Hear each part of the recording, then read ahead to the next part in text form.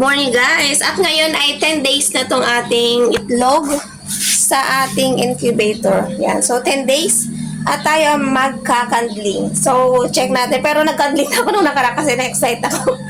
So may inihiwalay ako dun sa baba. Ito siya. Ito yung nag-ugat na siya at ayan.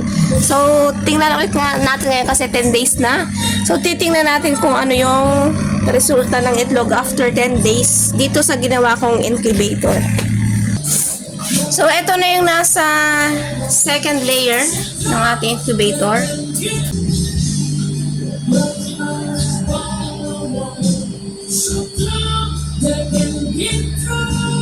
So yan siya, may itim siya.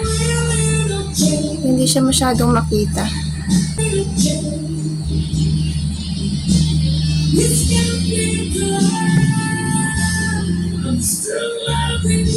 So yan, may itim na siya.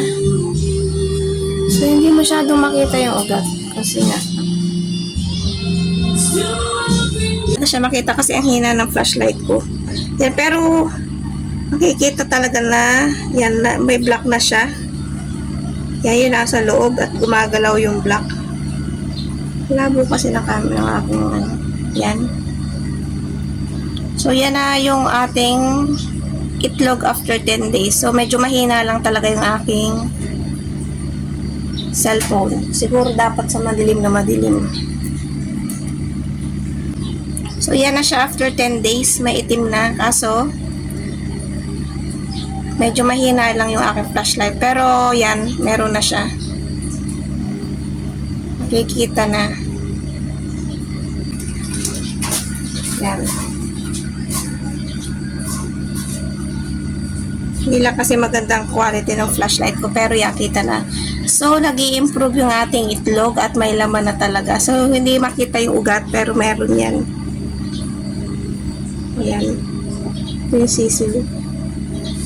Mahirap makita kasi ang napakahina ng ating flashlight plus maliwanag pa. Ayan. So, ito na ang ating itlog after 10 days. So, ito naman yung iba kong nakuha na as in hindi siya nagbago. So, ito hindi talaga siya nagbago yan. Super liwanag pa rin. Yan, super liwanag pa rin yan. Ito yung mga nakuha ko na yan, may X pa. Na hindi siya nagbago. So, ilalaga natin to. Yan. Wala siyang pagbabago.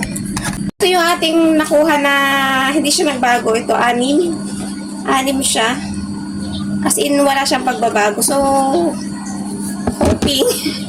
hoping na sana pumisa itong mga dito kasi nakita ko naman na okay naman siya. Kasi mahina lang yung flashlight kaya hindi talaga makita sa camera.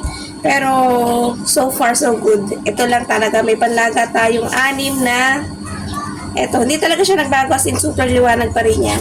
So, titingnan natin maybe kasi February 9 after 18 days, so mag-check ulit ako. Well, lagi naman check kasi excited nga ako sa mga sisiw. So, yun lang at sana ay magkasisiw tayo next month. Bye-bye!